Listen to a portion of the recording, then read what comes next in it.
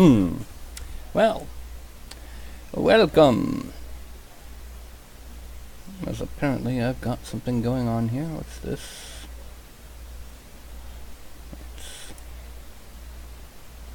There we go. Yes, I know it's still just the title card, and yes, I'm talking. I'm right now trying to get all the word out to various places that the stream has gone live.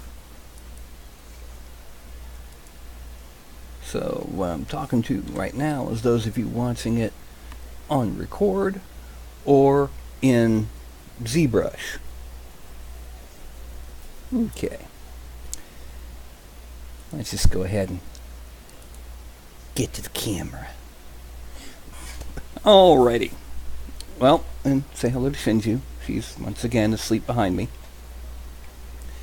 What I'm going to be doing today, I'm going to be making orky weapons. You know, crude axes and swords and stuff like that that looks like they were made by somebody that don't know how to work steel, don't know how to do nothing but slap chunks together and make them look nasty.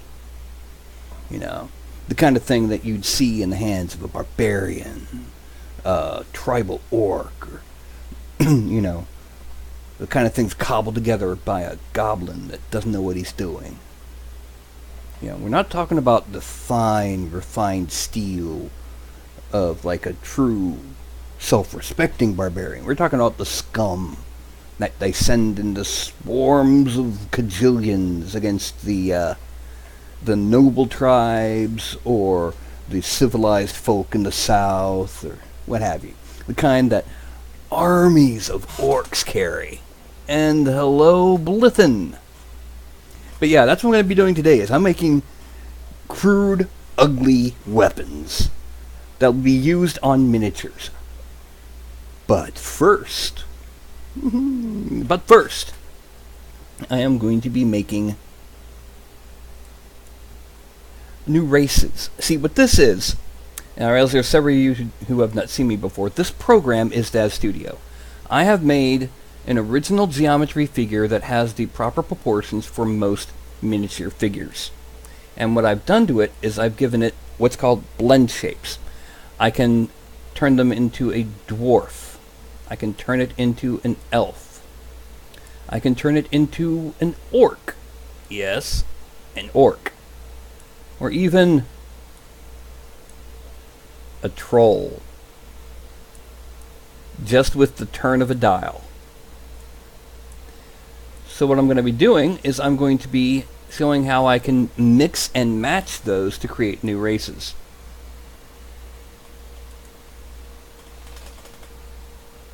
And hey Buzz, how's it going?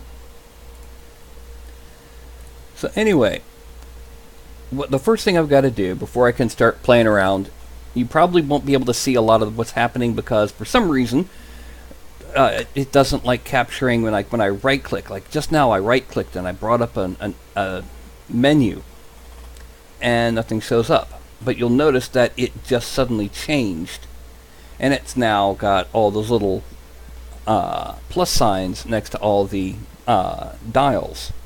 This is what's called edit mode. So what I do now that it's in edit mode, I'm going to go ahead. Let's make a hobgoblin. Hobgoblins are related to goblins, but they're bigger, they're stronger, and in most variants thereof, they're also more disciplined. It's like if goblins were just those weedy little freaks that you fight, hobgoblins are the Mongol horde, a serious threat. So we're going to start by giving them a good bit of goblin, not a lot, just enough to really get the goblin shape into the head. Just to show you, this is the full goblin. Not to be confused with the full Monty. We're going to make him a little bit bigger by adding in a little bit of orc, just to give him more of a jawline. And then a lot bigger by adding in some troll. He's looking pretty decent there. but we need to make him more intimidating. So let's increase his muscleness. Not quite. We don't want him. We don't want them Arnold. We turn him to about there. And here we have ourselves a nice hobgoblin. It might be too big. I mean, let's find out. Let me load in a separate human figure. It needs to be human-sized. And then we're going to slide this particular human figure over to the X. Okay, he's mostly human-sized. He's a little bit bigger. You know. So we have ourselves... His head is a lot bigger, that's for darn sure. But he definitely doesn't look human, and he doesn't look like an elf. So this is our hobgoblin. Let's delete him from the scene. Now, we need to make this a standard.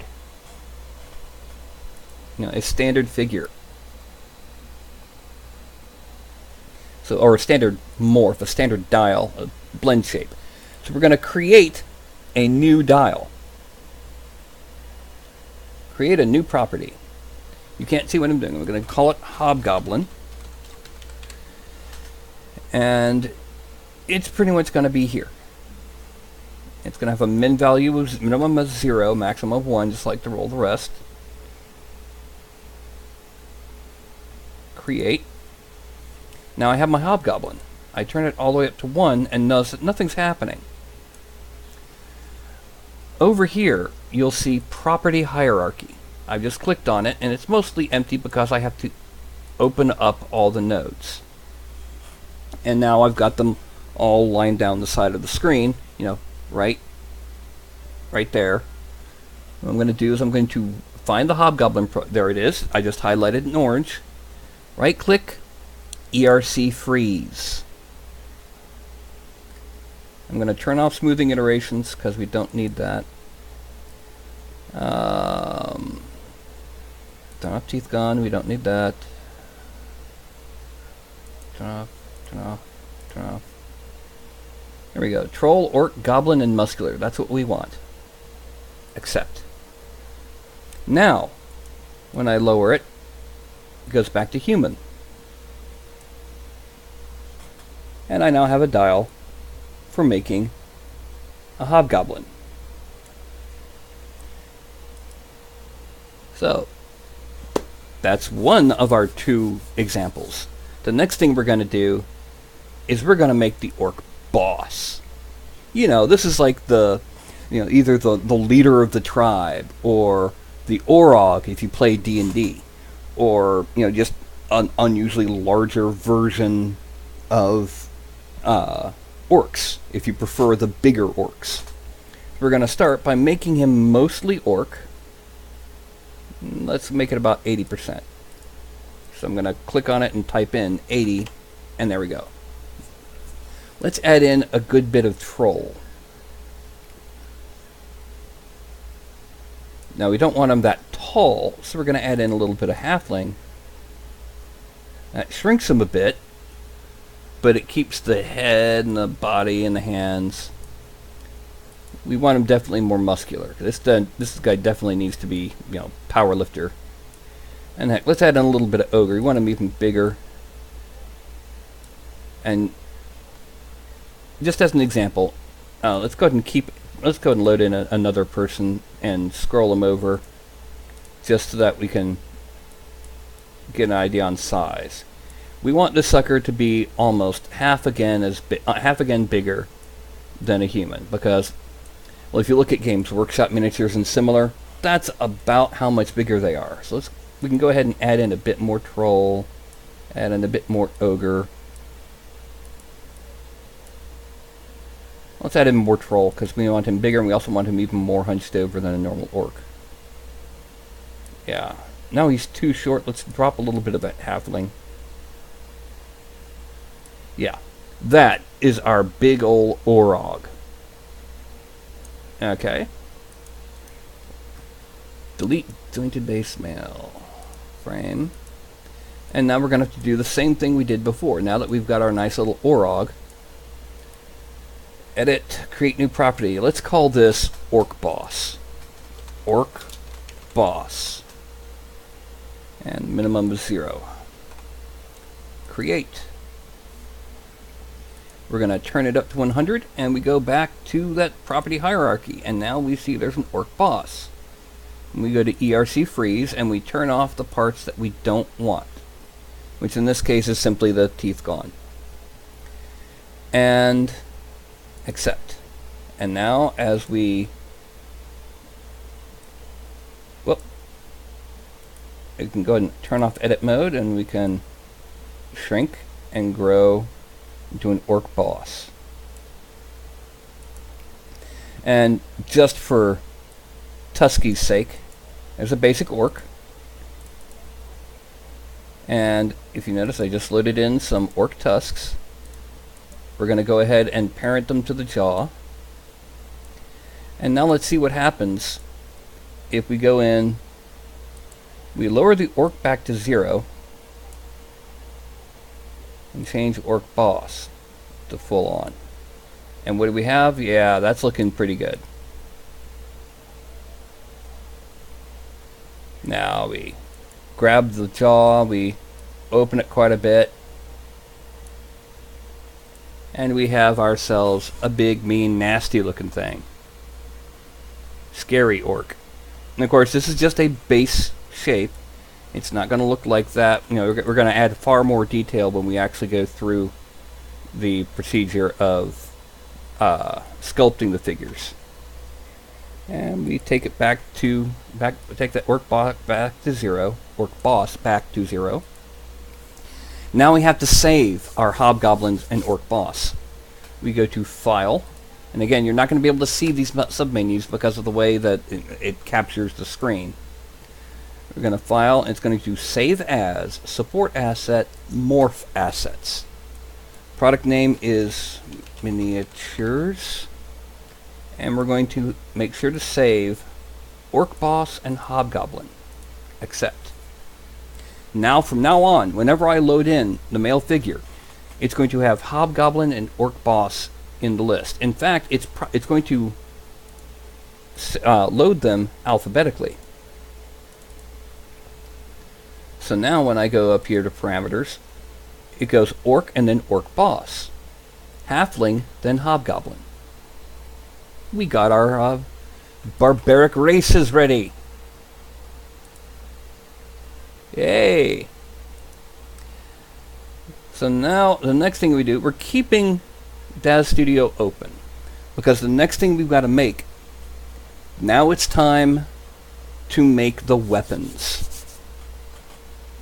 And for that, we use 3D Studio Max, which is already open. Bing! Yeah, my computer's not this fast. I'm on an 8-year-old computer. There's no frickin' way I can load 3D Studio Max and a file that quick. So what we're going to do, we're only going to make the one for the right hand for each of these, and then we're going to mirror them to make the left-hand version, because really and truly, that's what they are. We're also going to make them vertical and then angle them to fit how the hands are angled. So let's start this off. We're going to start off with the handle. Let's go ahead and let's make this an axe. A big, ugly, choppy chunk of steel axe. So the first thing we do is we create a shaft that will be used for the handle. Put it there. That's a bit too big. That might be a bit too big around. I'm going to make it about that high. Yeah, that's almost certainly too big around. We're also going to drop the number of polygons involved. And just to compare, let's make this one that's a color that's easier to see when we have the have it unselected. Now you'll notice I can select it, but I can't select the person because I got the person frozen. And that's too bright. Let's change it down a little bit. There we go. Now just to have something to compare to, we're going to load in from the files I have the original battle axe. So let's go to props, old,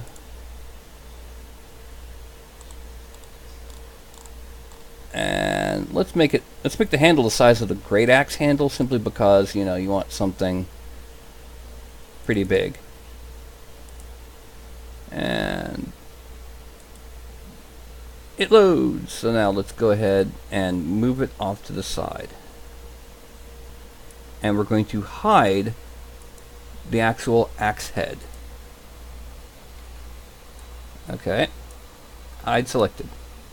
And no, sure enough, looks like it's about right. Yeah. Yeah, it's about right. So let's go ahead and delete the old axe head. No, axe, whatever. And let's go ahead. We have the handle now. Now, as you can see, that's going to be a kind of a short chopper. Let's go ahead and make it a little bit longer, not a lot. See, the thing is, when you make weapons that are going to be for a miniature, you end up with them being a lot more exaggerated than you would expect. For the same reason that the proportions are not human proportions. You know, I've said this many times, miniatures, if the hands, feet, and head were the proportions of a normal human, number one, they would be extremely difficult to paint. Number two, they would look extremely small. And if the rest of the proportions were that of a normal human, it would be so thin that even a pewter figure would bend if you picked it up, or possibly break. And a 3D printed figure would be almost no-go. I mean, case in point. Let's go ahead and, where did I put? There he is. This was from just a short time ago. I'm going to pop back to the regular camera. This is how a miniature turns out. If you look at it in this form, it looks right. The hands might be a tad big. Let's see if I can zoom in and just swirl it around and show you what's going on. Alright. And let's focus in. This was printed just a short time ago. It's the confused rogue, because if you look at his face, he's got one brow up and one brow down. Actually, I forgot something. I forgot lighting. But his proportions are proper for a miniature. Come on, there we go. Now, if you put him on a sheet of paper and did the old how many heads high is he bit, he's not enough heads high. His head's too big. Ooh, I'm blurry. Okay. So that's why I have the weird proportions. By the same token, I don't know if you noticed, that short sword looks extremely thin, almost like a weed, almost like he's holding half a rapier blade. It doesn't look like a nice leaf-bladed short sword, because I didn't make the blade wide enough.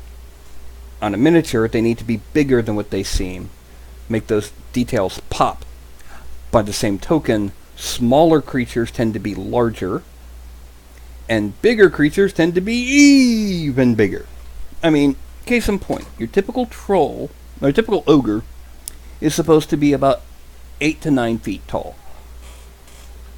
But the typical miniature you will find of ogres are closer to 12 feet tall. That's more for dramatic impact. It's not exactly accurate in scale, but it gives it more intimidation factor. Now, back to making the weapon. We have our handle. Like I said, in a real world, this handle, that would be that. You wouldn't be able to close your hand around it, and it would, even wood, it would be pretty darn heavy. And then we're going to take and we're going to stick spiky bits on it. Okay, so let's say we're going to make another cylinder. Oh wait, I gotta do one other thing first. I've got to move it for the sole purpose of making sure I've got it in a spot that can be easily duplicated. So I can center everything at negative 13 millimeters X, which is to the right, and 15.5 millimeters high.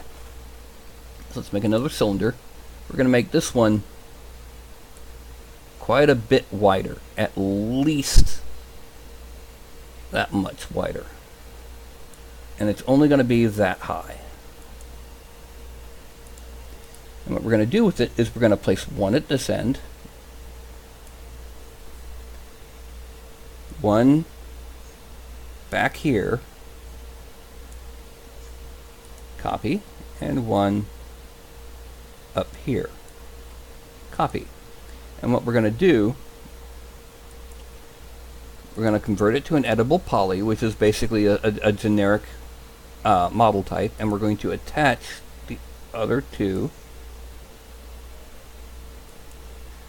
And now that we've got it attached, let's go ahead and move it to 13 and 15.5 to make sure that, again, it's centered.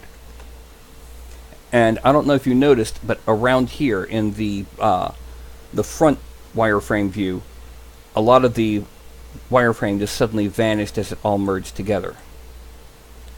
And I'm thinking, let's make this more of a crude sword axe combo ugly thingy. Now what we're going to do is we're going to select these vertexes. We're going to stretch them like this. We're then going to select all and deselect so that all three of those vertexes on the bottom are selected, and we're going to extrude them out a bit. Not way too far, not 10 millimeters, more like about there. What this is going to be is when we place our blade, that's going to be on either side of the blade, and it's going to look like straps that are bolted around and strapped on. And we're going to do the same thing, but only for two of the ones on the back.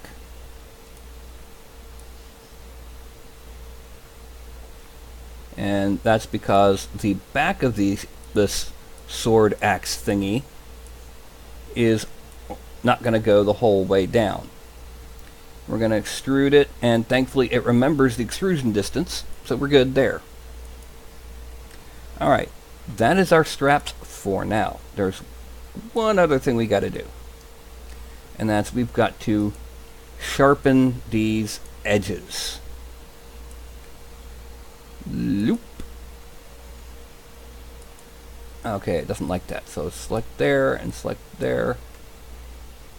Loop. Okay, there we go. All the edges are selected, and we're going to chamfer them. Now you see what happens if we leave it at a full millimeter chamfer. That's just too big. So we're going to make it 0.001. And then the next thing we're going to do is we're going to select all of the edges here and all the edges here. We're going to connect and bring it in so that the end result is it looks a bit more. Yeah, there we go. This is what it ends up looking like with a couple layers of mesh smoothing. I'm going to leave it at one layer for the purposes of the model because we don't need a huge amount. Now, we need rivets. Not ribbits, rivet. You know, this is not a frog. So we're going to go back to the cylinder, but this time we're going to drop the number of sides to 6. And we're going to draw a little cylinder here. Extend it, make it just a little bit. And you can see it up here. It's a bit too high, but that doesn't matter because we can just make it stick out only as far as we want it to. And let's make it just a little bit bigger around, because again, some of these details won't really properly show on once you print, especially not on a FDM printer. I've made that mistake on several of the sculpts I've made so far for this show. Now let's select just all of those, and we're going to copy them, drag and copy down.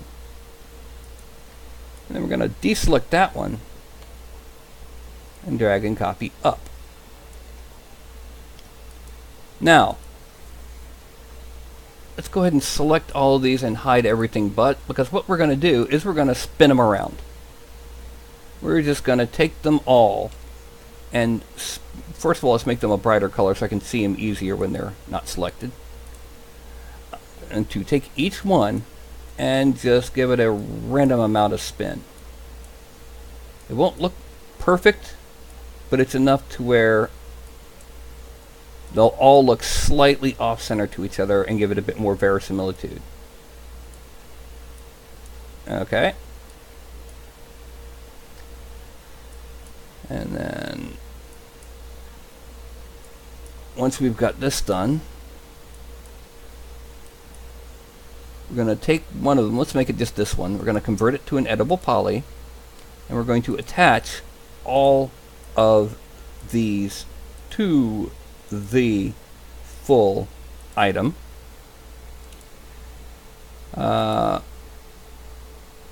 Reset transform so that it resets the XYZ on it. And we're going to unhide it all. Now, we go back to here, we affect the pivot, and we turn the pivot point to 13. So the pivot point's right in the middle. And then we mirror it as a copy. Now that copy, I don't know if you can tell, is not actually a copy. Actually, wait, we need to do one thing first. And that's, we need to go ahead and select all. Wait, no, not select all, because we don't want those center ones. We don't need these center edges. What we're going to do with these is we're going to give everything a chamfer once we get rid of these center edges. These center edges would be great if we wanted to be able to have more detail or for shading purposes in a render, but in 3D printing they serve absolutely no purpose. So loop, and when I hit Control Backspace, they all go away and take their extra vertexes with them. Now I just select all of the edges. All right, let's just show, make it a bit more dramatic. I give them all a smoothing group of 1. What that means is they're all of the edges. The way rendering happens is, the way it makes things look round when it's actually a whole bunch of faces is, when you get to an angle, it makes the face get a little bit darker towards that angle, or a little bit brighter, depending on what direction the light's coming from. So it ends up looking like it's doing this instead of that. But when you add an extra face in between, 0.001, the end result actually makes it look more angled, because you've got an extra, instead of shading towards a full 90 degree, you're shading towards a 45. And then when I hit Mesh Smooth, there we go. Now the reason I did this is because personal preference. I do not like a hard, perfect edge.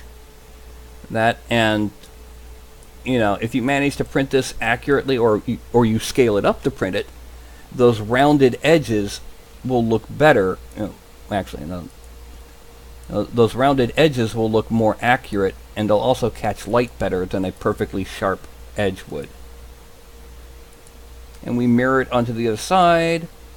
And now, I've mentioned it before, when you mirror something in 3D Studio Max, it's not actually creating a perfect mirror copy. What it's doing, it's scaling negative.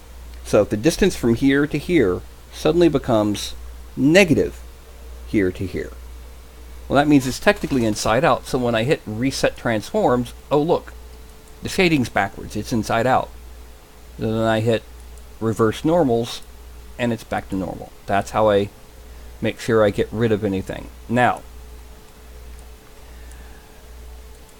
the next thing we're going to do is we're going to make the blade of this swordy, axey, choppy thing. So, we're going to make this out of a box. It's going to be about here. It's going to be pretty thick, because we want a thick, choppy blade.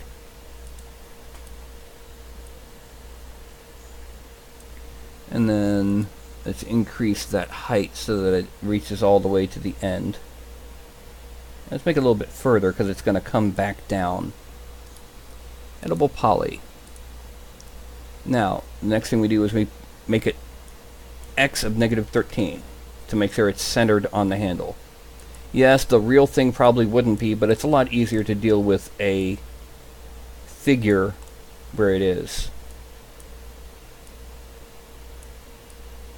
Oh, that's not what I want to do. I want to take this and bring it down. There we go. And let's actually get a little bit closer to the handle. Okay. Now the next thing we're going to do is we're going to take and we're going to select the 2 polygons on what would be the edge of the blade. We're going to extrude them out by normal. And that's way too far, because this will end up being the actual edge of the blade of this choppy thingy. And no, that's too far out.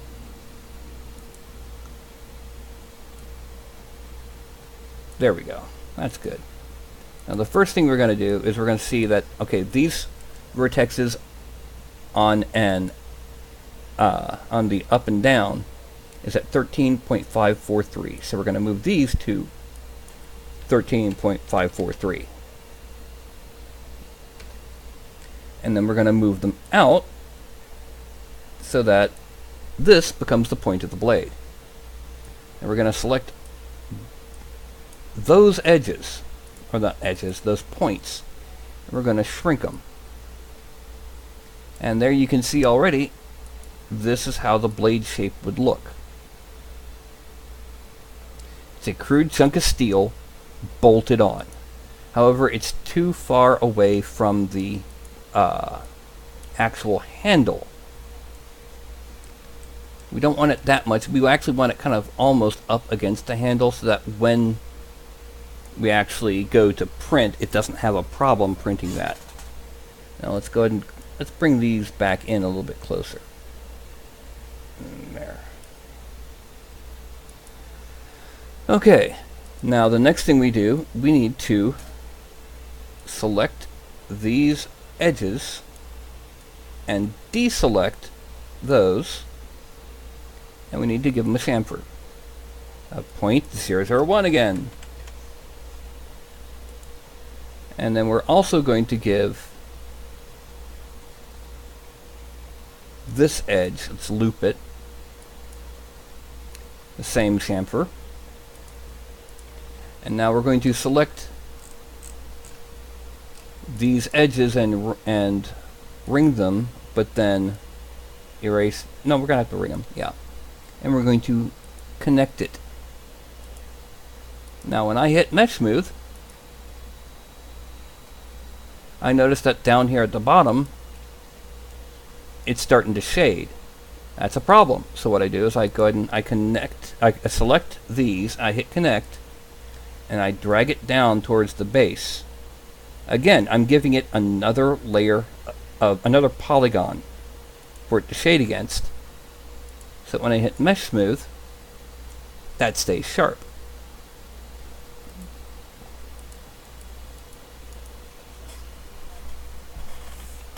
Now looking at it, I'm thinking I may have made these a bit too big.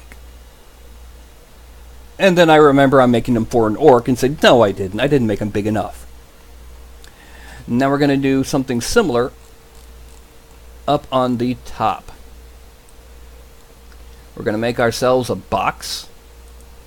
But this one's going to be a lot shorter. It's going to be barely up to the edge of the brackets. I'm going to drag it over, because this is going to be where we're going to put a little hook back. Make that height a little bit higher to there. And let's lower it a bit because we want, select the wrong thing. One thing we've noticed is it's not centered, so let's make sure we center it on the weapon. And then it's too wide. So we're going to shrink it till it's about the same width as the blade. Okay. Now the next thing we're going to do is we're going to add in 2 height segments. And if you look down here, down at the bottom, it's added in another bit. Now we're going to go ahead, convert it to an editable poly. We're going to select these. We're going to drag them over just a bit. And then we're going to take this one, only that one, and to go half center. Now, I'm going to select this. I'm going to extrude it, but again, not 10 millimeters, that's too high. Extrude it to about there. Select this, bring it down almost, and this over a little. And we're going to extrude out again. And this time, whoops, I accidentally selected a polygon. This time we're going to grab this and bring it around to here. Then we're going to extrude once again. And this time, what I'm going to do is I'm going to grab these and I'm going to shrink them. But only in the view down selected. They're still, full width. It just turned it more into a hook. Now that means I really need to play with this. Now I'm going to go ahead and weld these. That becomes 2 vertices.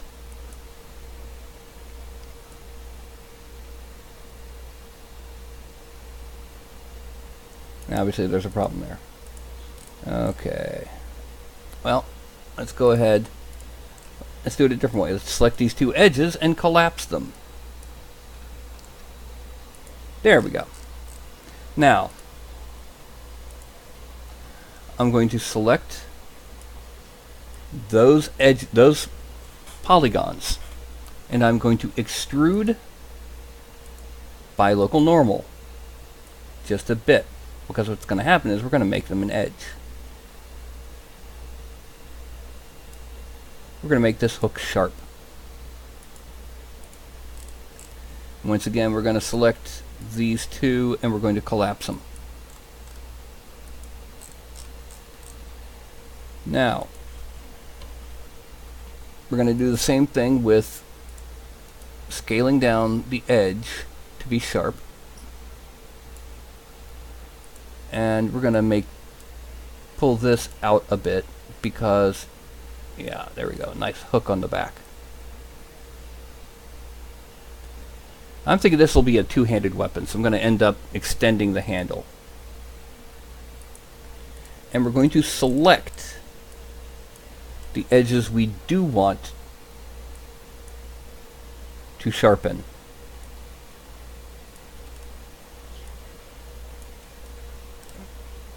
And that means everything except for the actual blade edge. And we chamfer it at a 0.01. Okay. And then we go ahead and we select these edges, ring, and connect straight down the middle. Now when I mesh smooth it, I'm going to go ahead and, yeah, it's a nice sharp hook. Collapse. Now I'm going to go ahead and select the handle again, and actually let's go ahead and select all of it. We're going to bring it down right at the hand.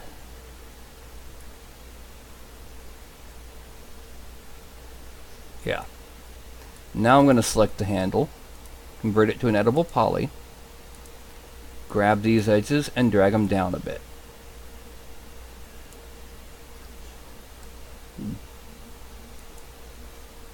Now let's go ahead and attach everything.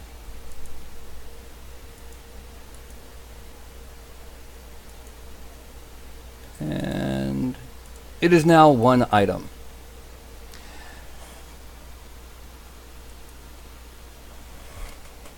So, we look around. This would be a big old Orky two-handed axe halberd thing. Big, choppy, heavy, hacky, nasty thing. Now, I need to make one last tweak. I need to select the handle and hide everything else. And I need to sharpen the edges of the handle of the shaft. And we're going to chamfer this again at 0.01. Okay, and then I'm going to add in 2 segments. I then click and I stretch over, and you'll notice that they get wider until they get really close to the ends. 80, 96, 97, 98, 99. There we go. And then I'm going to mesh smooth and turn off apply to whole mesh. Collapse all. And now I'm going to unhide everything I just hid. And we have our axe modeled. I now want to make sure that I have it in the right spot. Let's go ahead and load in that great axe again. Close. And the great axe, it loads in at negative 13.13. So we select this, and that's negative 13. Move it to negative 13.13. And 15.9. This will be 15.9. The reason for this is so that all of the hand poses end up being the same. Now the next thing we do, let's go ahead and scroll out a bit. We need to pivot this 45 degrees. I zoomed out way far because there's a nice little widget tool here. And I don't know if you can actually see the tool when I've got it selected for this, but it lets me turn it to angles. In this case, I'm going to turn it specifically to 45 degrees. And that's how it's going to load. Now, we have to move the pivot again. For this item, we're moving the pivot to an X of 0. What that does is that lets me now, when I mirror, it is exactly centered into the other hand. But again, mirroring isn't scaling, it is negative scaling, so I have to reset it and reverse the normals again. So I now have a pair of Orky great axes. All nice and nasty and primitive, and they'd look even better after sculpting. Remember, all of these weapons are before sculpting, before we add any detail to anything. So let's go ahead. I'm going to export this. Export selected. Again, you can't see this because of the way it reads the screen. 3D printing home, meshes, free sculpt minis, and props. We're going to save this as a wavefront object file. That's OBJ file.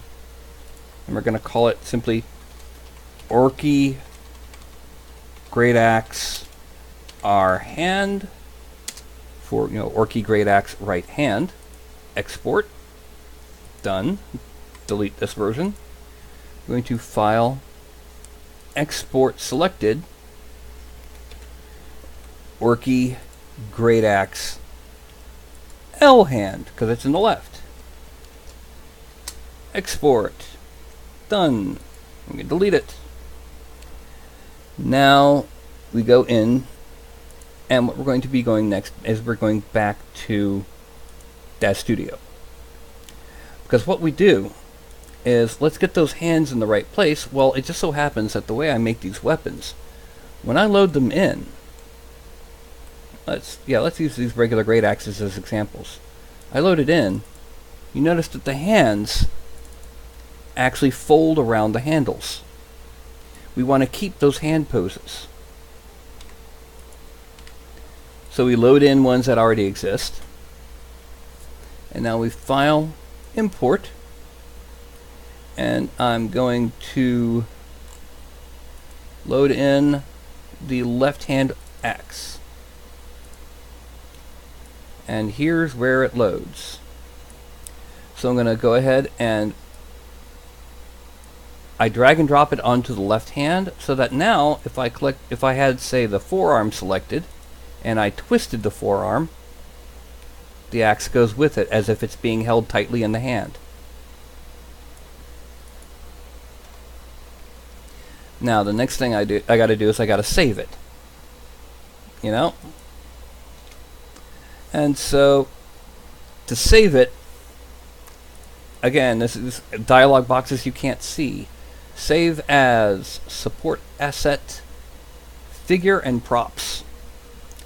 I now have one of those, the Explorer windows, so I can put it in the right place. And this goes into my, props. Orky, Great Axe, L hand. And then it asks me where I want to save the data files, which is going to be in miniatures. Now that saves the prop itself and saves the fact that it parents to the hand. What I have to do now is make sure that it saves the hand pose. Now the hands on my custom figure are pretty simple. You've got a hand part. Thumb 1, thumb 2. All of the fingers as finger 1, all of the fingertips as finger 2. Very simple, just because at the scale we're working with, you very rarely have to deal with having a finger or whatever open separate from the rest. And if we need to, I can do that in ZBrush. So now we have them all selected. We're going to file, save as a wearable preset. If you are a user of Daz Studio, this is the format which lets you save a prop that saves the hand pose or arm pose or what have you with that prop. And we're going to save it directly on top of the pre-existing Orky Great Axe left hand. And it's going to ask me, do I really want to do it? Yes, I do. I go to Pose, Include Pose Settings in Preset. Uncheck All, Expand All. And I'm going to close the neck and the right arm, and I select the left hand, and it takes the left hand and everything that's a child of it. Which, as you can see over here, the left hand, the children of the left hand are all of the fingers, the thumb, and the axe. Now I select that axe and delete it. I go into my content library, and when I scroll down to the O's, oh look, right here, Orky Great Axe L hand. If I have that figure selected and I load it in, it loads in. Now we're going to do the same procedure with the right hand. File, Import. Orky Great Axe right hand. Yay! And I'm going to drag it up to the right hand. Okay. Now, I save it as a prop. Save as support asset. Whoops! No! Wrong category. Okay, save as support asset, figure props. Yeah. And I'm just going to select the already existing oh, not named, date modified yet. Orky Great Axe. I'm just going to change the L to an R. And save it in miniatures. If it would help if I spell it correctly. Accept. Yay! Now I save it as a wearable.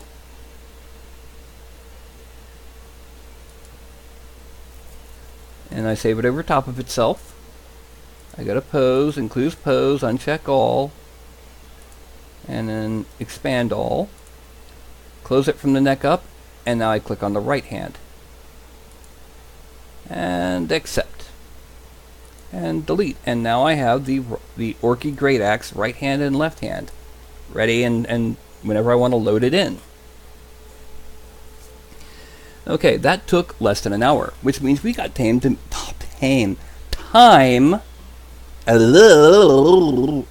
make more Orky weapons. Let's just make a sword. A sawtoothed sword. An ugly, nasty sawtoothed sword.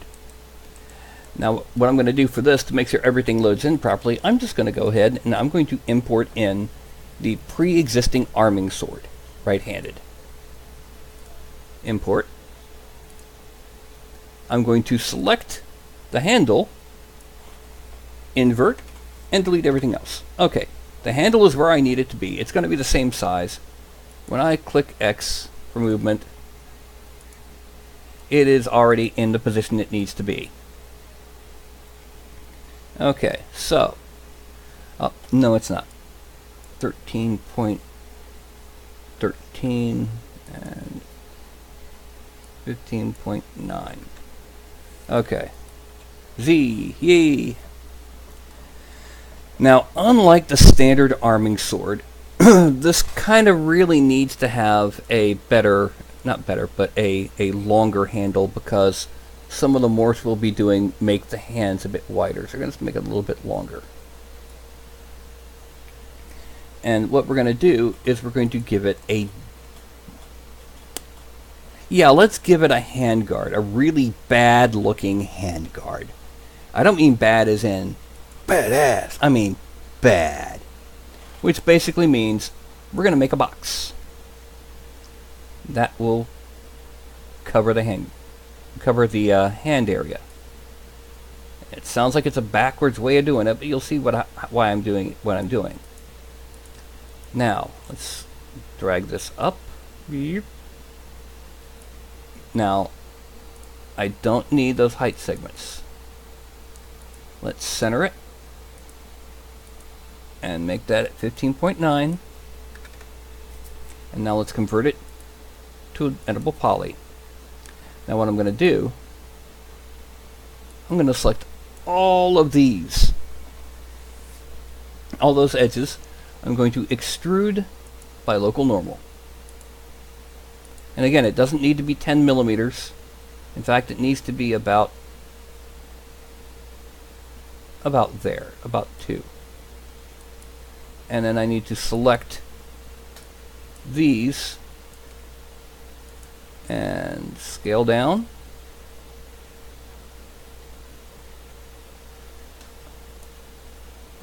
And we need to make it just a little bit wider this way. Actually, let's go ahead and take... Now, next thing we're going to do is we're going to go ahead and select these polygons and delete them. Yes, delete them. We're going to select these edges. I'm going to highlight the edges so you can see. Now, if you can see, well, that's way too bright of a color to see red against. Let's bring this to...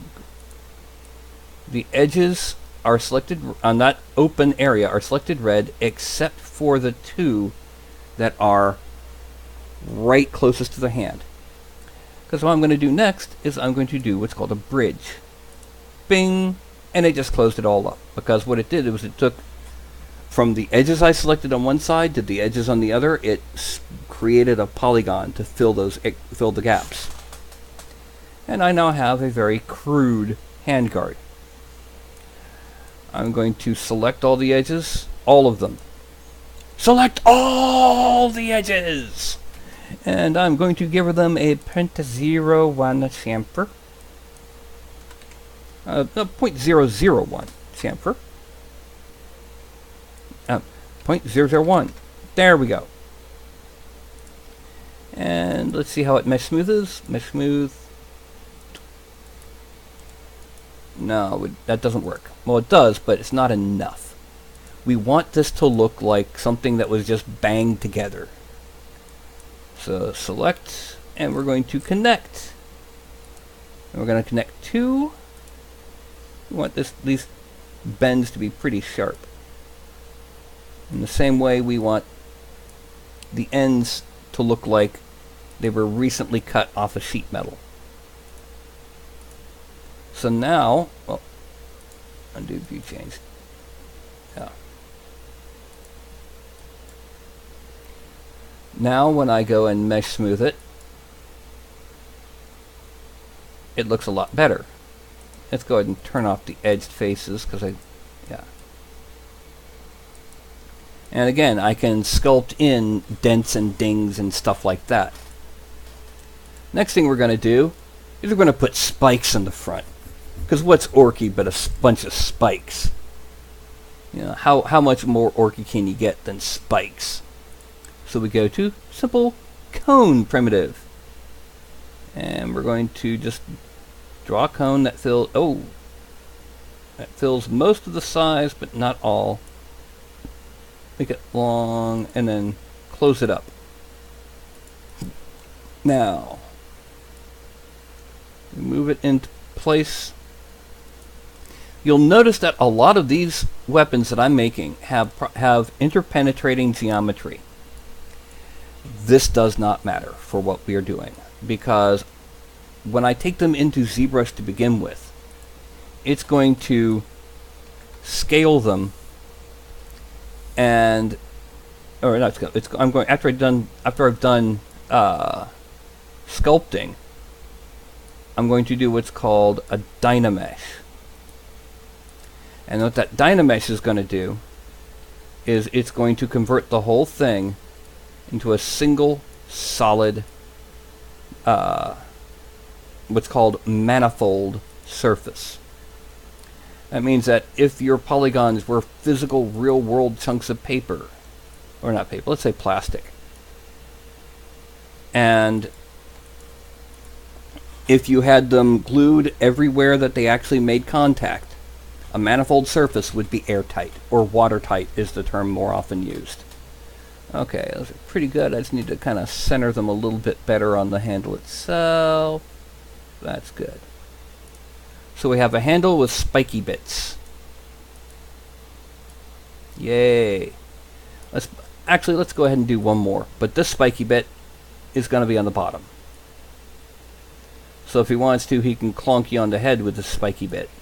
I don't know about you, but I don't ever want to be clonked on the head by a spiky bit. And someone will probably take that wrong, and it'll probably be Buzz. And let's make it also a little bit bigger, because we want it to be just a bit more intimidating. That's your pommel spike. Okay. And there we have our spiky grip and pommel. And let's go ahead and attach it all together for right now, because we don't need to do any more modifications of this thing.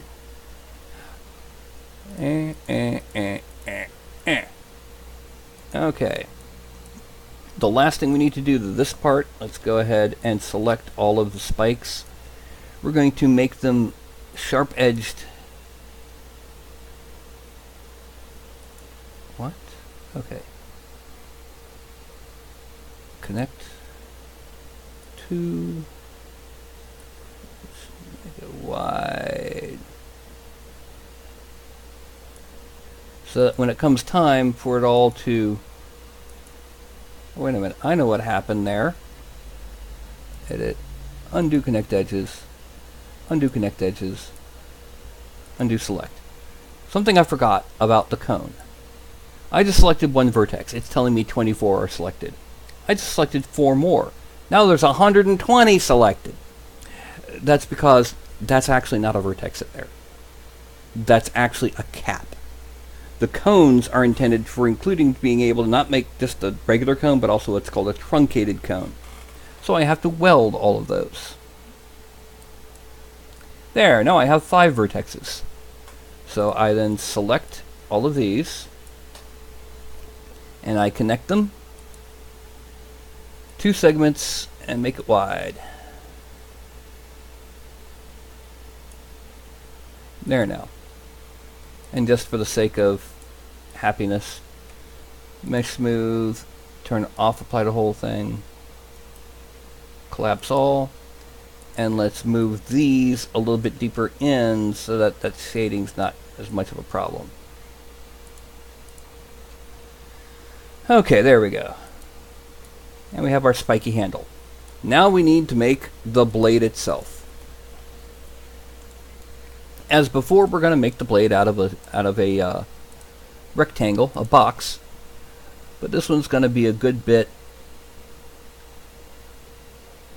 long, a good bit different. All right, because this one is going to be sawtoothed. Yeah, we're going to make it sword, not great sword, so we don't need to make it too huge. We just need to make it broad and heavy and look all intimidatingly hacky. So we go to there, convert to editable poly, and we're going to take this edge, this vertex, and we're going to bring it out. So it's kind of like a heavy-edged machete. But we need to take both of these edges and bring them in just a little bit because blade. Now, we're going to add in a whole lot more lines. We need to make it an odd number.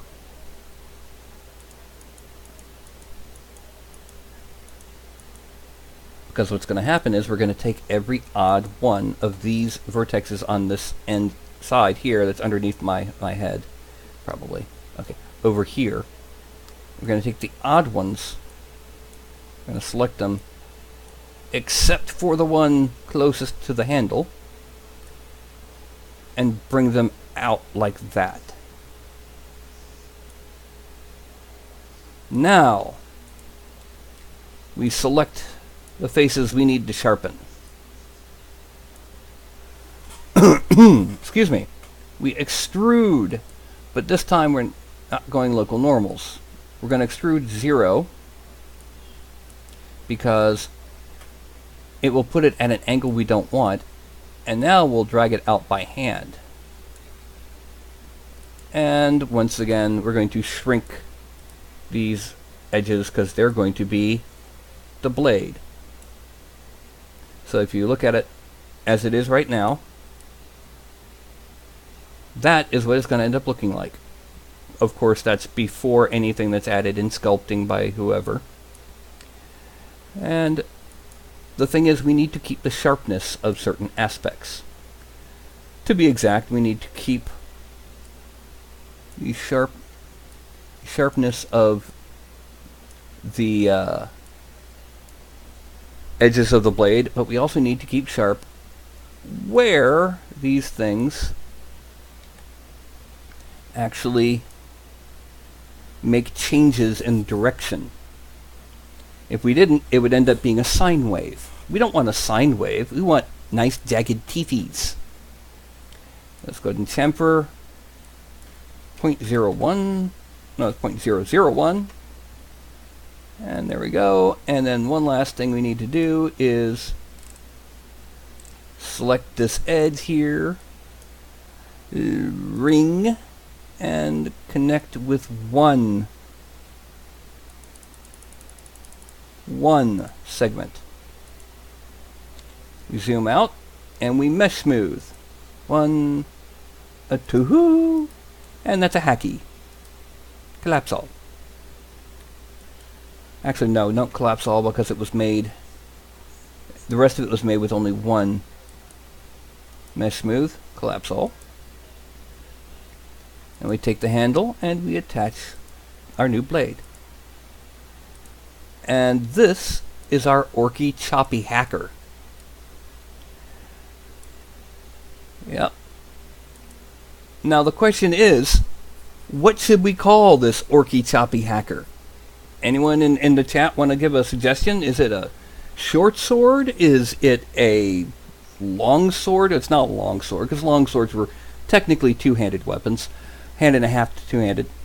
Is it an arming sword? No. Is it just a chopper? But I don't want to call it a chopper, because if I did, there'd be the problem of, Games Workshop problems. So what should I call it? The Hackmaster 3000? the skinny killer. And again, remember, this is going to be a standardized weapon for troop types more than anything else. And I'm getting no comments. Oh, I need to pivot it. I need to turn it 45 degrees. 45 degrees. Move the pivot F12 to 0. And then mirror.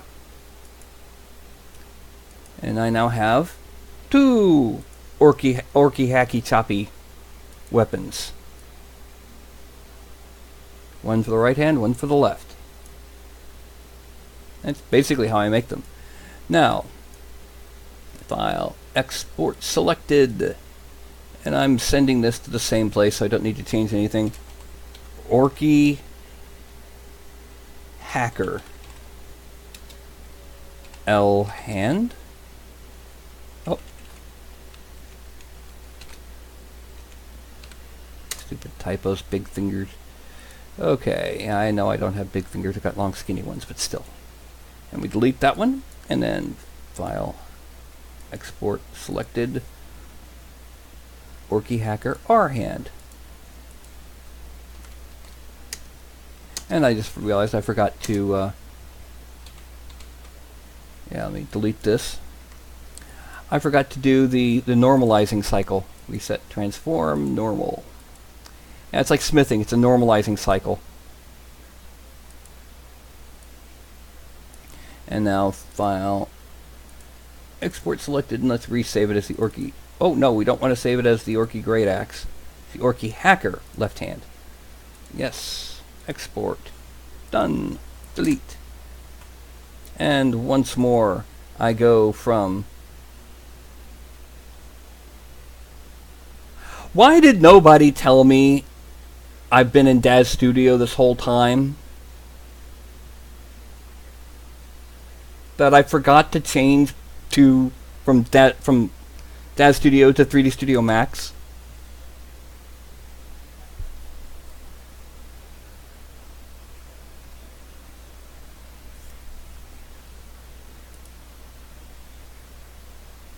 Maybe because there's nobody in chat. Everybody left.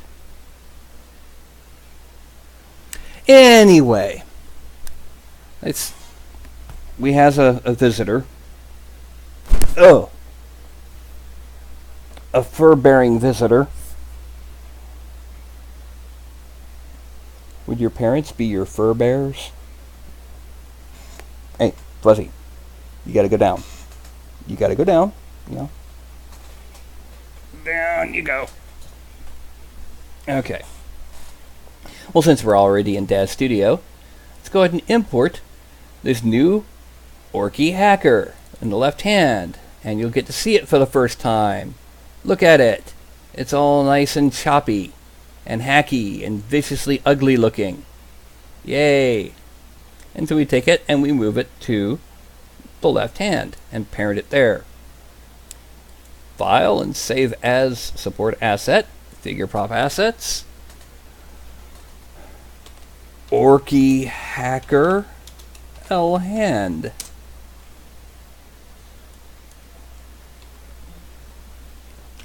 Miniatures, accept. And now we once again save this as file, save as wearables. Orky Hacker L hand, yes. Pose, uncheck all, expand all, hide the neck and right arm, and make the left hand. Yes. And that's the Orky Hacker on the left. File, import, Orky Hacker on the right. Accept. And here's the Orky choppy hacky thing for the right hand.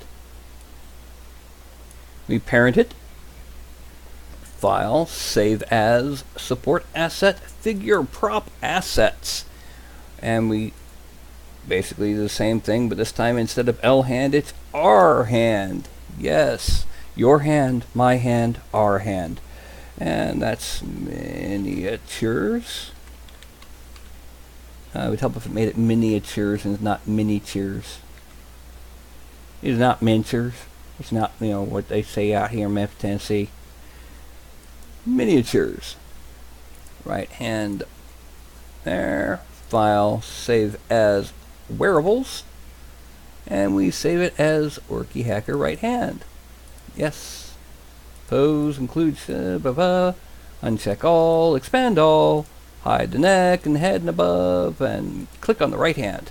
And I now have 2 new Orky weapons. Right now I've got his new hacker in his right hand, and a great axe in his left. All sorts of choppy, nasty, primitive, crude Orky. Okay. Going back to main camera for just a bit. Now, one thing to note. The kind of weapons that I made today and that I've made on a couple previous episodes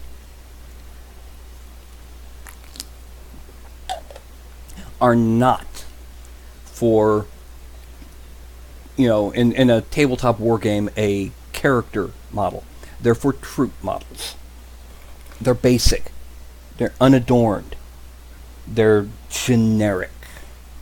The generic longsword, the generic battle axe, the generic everything.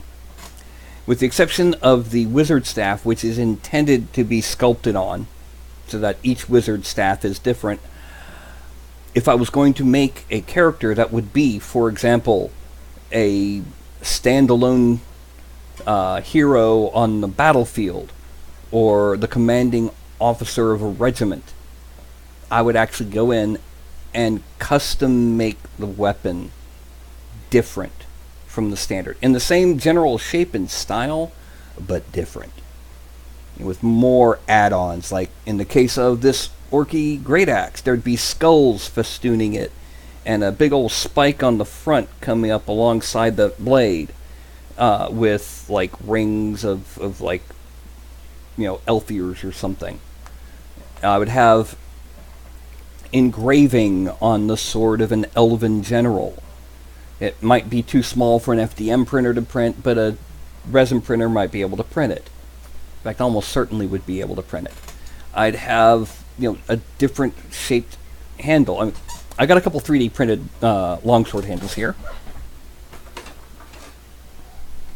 So if I had a unit of men-at-arms in full armor carrying longswords, this might be the handle of their longsword. A basic scent stopper pommel, basic hammered and bent guard, good for most uses. But the general might have this for the handle of his longsword, with more of a curved, knobbed guard, and a totally different shaped pommel, which is actually part of the half-hand grip, or for thrusting. So you see, they would be both on the same basic type of weapon, but the generals would be a little bit fancier. Don't ask why I've got a pair of 3D printed longsword handles. Anyway, I'll put those back up in a minute. So, is there anyone actually still here watching besides me? I didn't think so.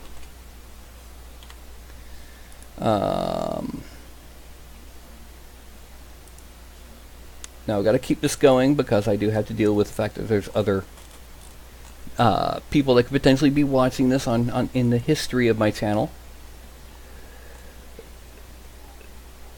So the next question I have to say is,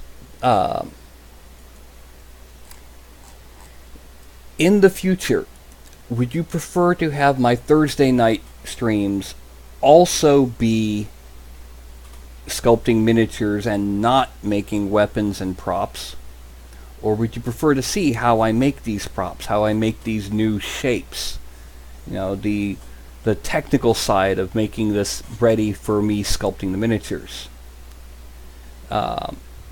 This is going to be posted on YouTube as well as being stored on Twitch for 2 weeks. So if you are watching this on YouTube, can you go ahead and leave a comment below? Now, also, if you're subscribed to my Discord, let me know in the Discord. It should be mentioned, the link and all that, over here in the chat from when people were actually in here chatting. Okay? We need to know these things. Meanwhile, all by myself.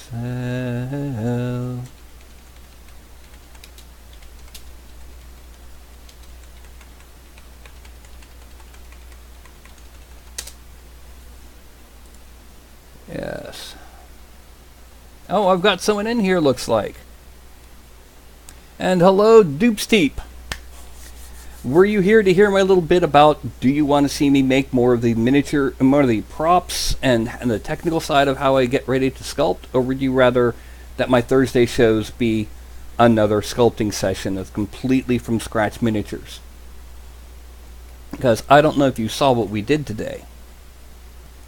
What we did today was we made a nice choppy one-handed Orky hacky thing and a big old stompy Orky great axe turn your head into mush thing.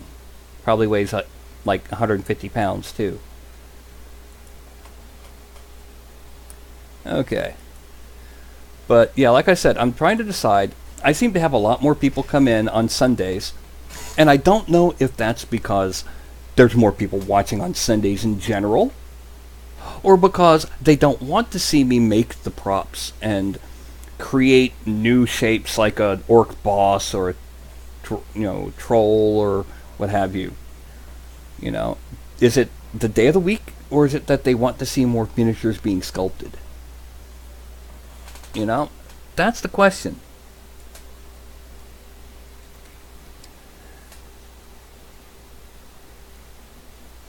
Okay, you want to see more props on Thursdays.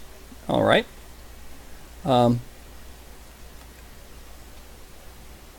Yeah. Also, here, let me say one funny thing.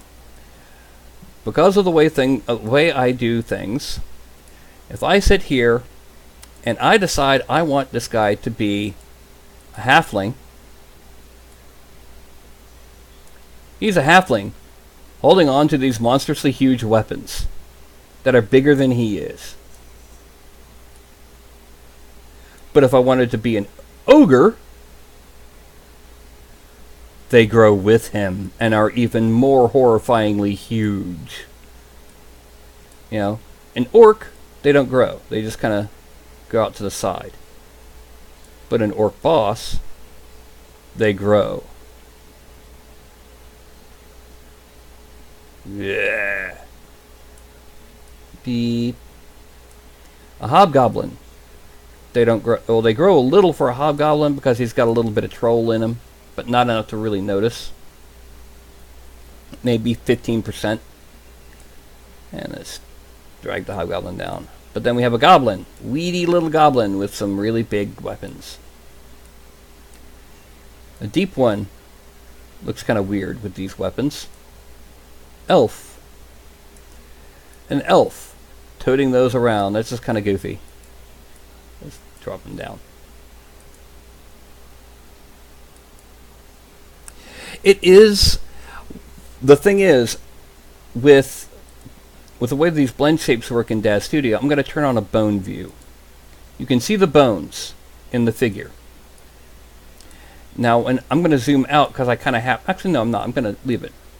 When I do the dwarf, you can see the bones actually moving to keep up with where they would be in the mesh. When I do it to the reptilian, which has this unusual triple jointed leg, you can see it keeps up with the triple jointed leg by moving the bones to where they would be. The troll, that not only changes position, it also grows with them. And the halflings shrink. The bones shrink and they stay their position relative to where they need to be. I don't know if it does that in Blender.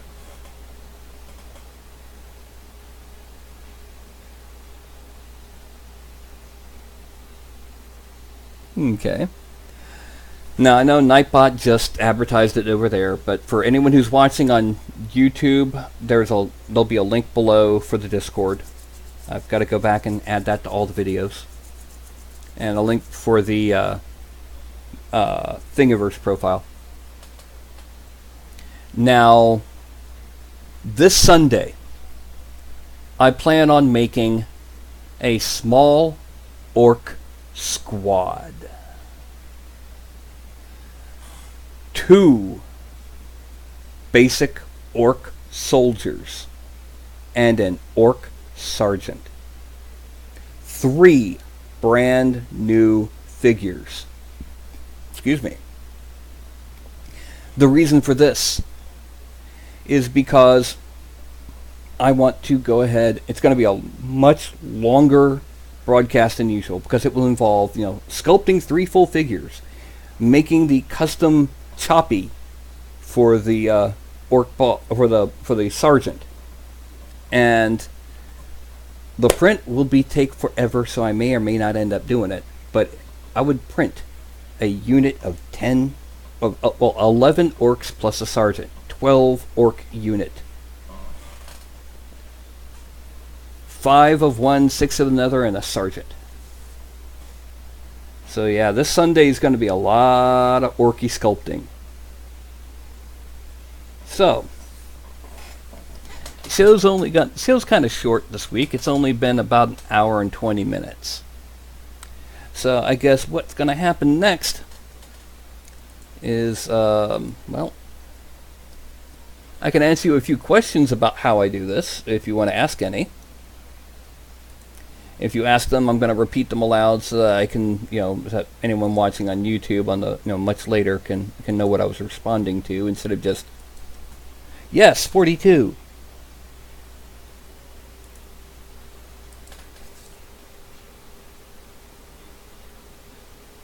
Okay, Dupe Steep, the big green helmet that I printed, what that is, there's a file for a basic Red Hood helmet on Thingiverse. I took it, I tweaked the proportions of it to fit my own head, and then added in some additional detail for myself. It's eventually going to be painted differently from what the Red Hood has. And the way you would prepare, I still haven't gotten around to painting it, even though it's been a month or so. I had to put in some gap filler in some areas, and I've got some green tape to mask off inside. I'm going to be putting resin on the inside of here, and then the whole 9 yards. But the way you would prepare something like this,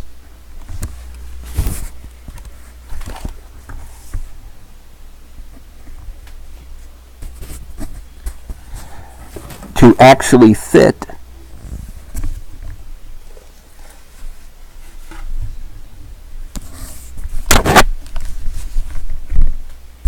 sorry about that. The way you prepare something like this to actually fit is you would first take, why am I putting this up? You take a slice right around the brow area.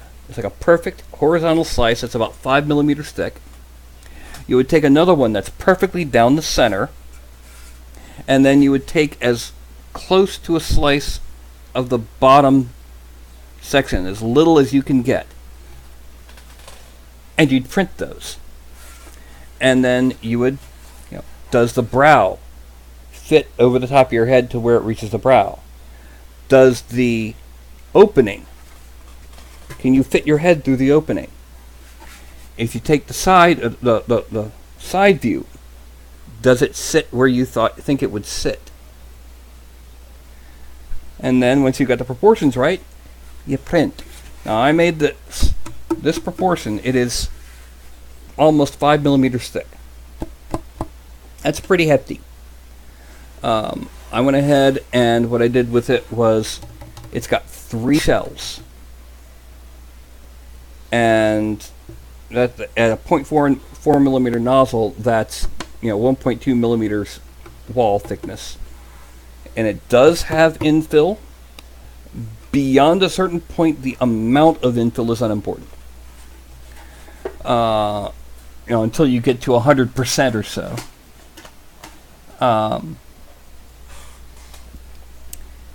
And enough top and bottom layers to make up 1.2 millimeters or more. Now getting on to Buzz's question. How did I get started? Interest, actually. I used to work doing computer tech support for a company I shall not name that was nicknamed I Know Where You Worked Last Summer here in Memphis. And there was a program out at that time that somebody I worked with pointed me at. It was called Rhino 3D, which was in open beta. This was in '98. And so I started playing around with Rhino 3D. And the advantage of Rhino 3D is that you can make a whole lot really accurately with Boolean procedures. What that means is like you've got 2 balls. You fuse them over top of each other. A Boolean gets rid of all the stuff in between and makes it a single surface. So it's now like this instead of like that. Or you can subtract so that you subtract this one from this one and now it's got a shape like that. Or you can do what's called an intersection to where only that would be left. Well, it was interesting. I played it for quite a while, throughout its entire beta. When it went live at $800, that was a bit much for me, so I held off on it for a while. I eventually got it. And then I realized that while it's great for things like that and for lathing shapes and really and truly doing a lot of more mechanical and inorganic modeling, when it came for making critters, it was horrible. And say hello to Ralph. Let me go ahead and shift this back to the regular camera. Yes. No, don't do that. You can tell it's Ralph because of the bright red collar. Yes, all of my fuzzy kitties are very affectionate entities. Anyway. No, you cannot have the microphone. You cannot have the microphone, Ralph. You gotta go down. Gotta go down. No. Let go, Ralph. You little crazy little furball. Anyway. Problem is, while it was great for the mechanical stuff, it sucked for the organic stuff. On top of that, you had absolutely no control over the polygons created by the program. What I mean by that is, making a 3D model of a face, you want a loop of polygons around the eye and around the eyelid, and so that it forms a ring. If I managed to make that shape in Rhino, it wouldn't have that loop. I'd have no way of telling it to make that a loop. And it made a lot of triangles, a lot of messy geometry. And then ended up switching to 3D Studio Max. I started doing this professionally in 2001, making content for a program called Poser and a site called Renderosity. Didn't make much money. A few years later, I started working for Daz 3D, and that's when I actually started making a living doing this. So I've been working in 3D Studio Max for nigh on 17 years. ZBrush for about 14, 13. Daz Studio since it came out in like 2005. And this machine right here is 7, almost 8 years old. The computer I'm broadcasting on, I'm modeling on, I'm doing professional level 3D work on, is like 7 or 8 years old with a 4 or 5-year-old graphics card.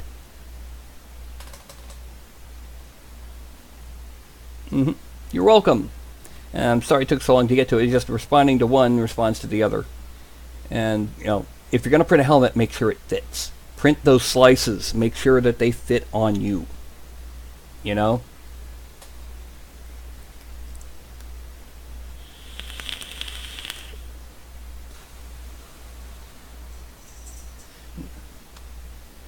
Okay. Well, for example, that helmet there, whoever made it, I don't think they ever intended it to be worn because the neck hole was incredibly small.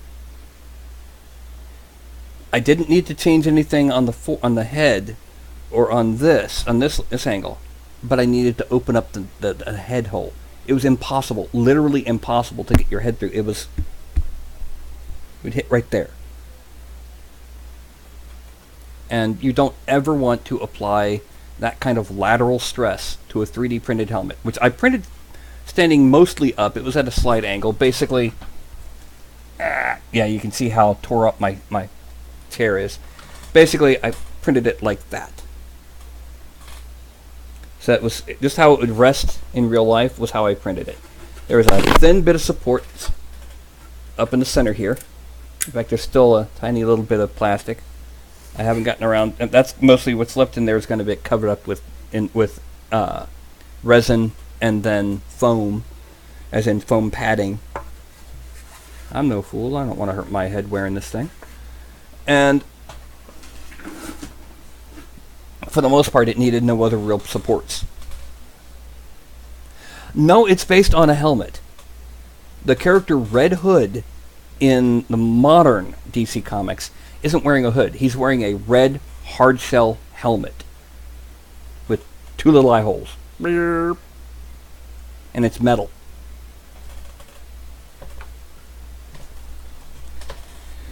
Anyway, there's multiple versions of the Red Hood helmet on Thingiverse. The one I printed specifically, there was one, I forget exactly what he called it, but it was like a refined version of another. There was another one out there that was a low poly version.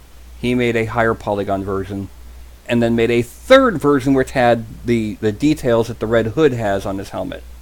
I took the one without the details and added my own panel lines and made my own version.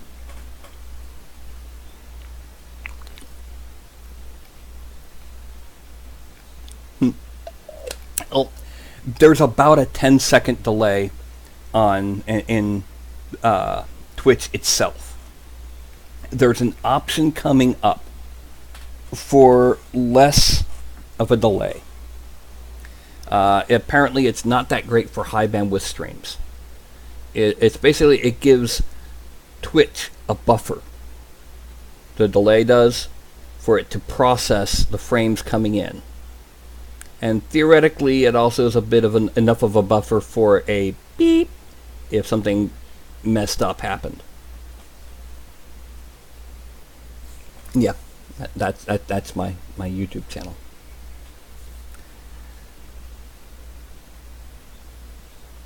Have I looked into Mixer? I can't drink. I'm allergic to alcohol, so I tend not to drink mixers.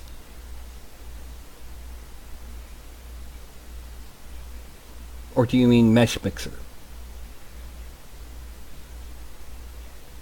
When you see me looking this way, it's because I'm looking at chat.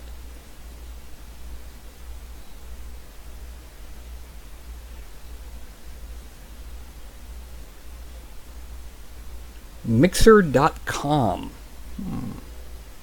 Click on the link. Right click.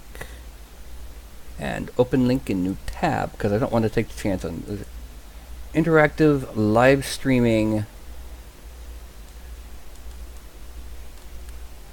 Okay, I don't think it would be a good idea to go ahead and advertise a competing site on Twitch. Yeah, I don't think it would be that good of an idea, and it could get my channel in trouble.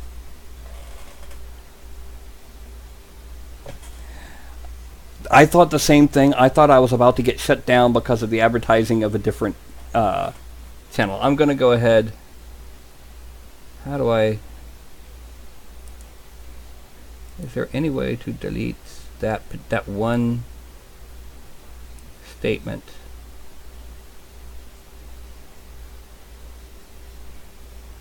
Yeah, usually you don't advertise a competing product in the place.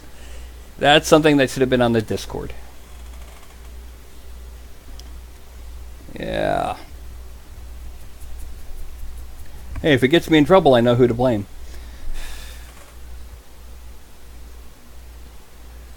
Anyway, like I said, this Sunday, 3 orcs. One of them, the big boss.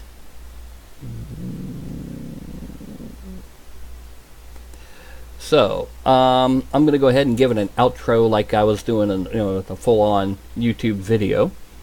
So, I'm going to go ahead and say, please like and subscribe like every other YouTube host has ever said in the history of YouTube. The little bell icon, the whole 9 yards.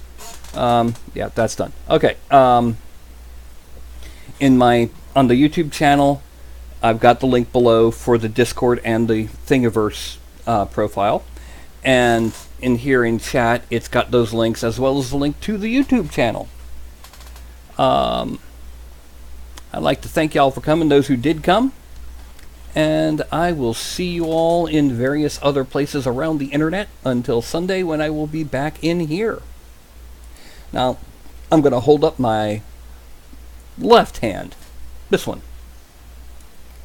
and I'm going to count down. When I see it hit a 1 in the Twitch stream, I'm going to be sitting down. Okay?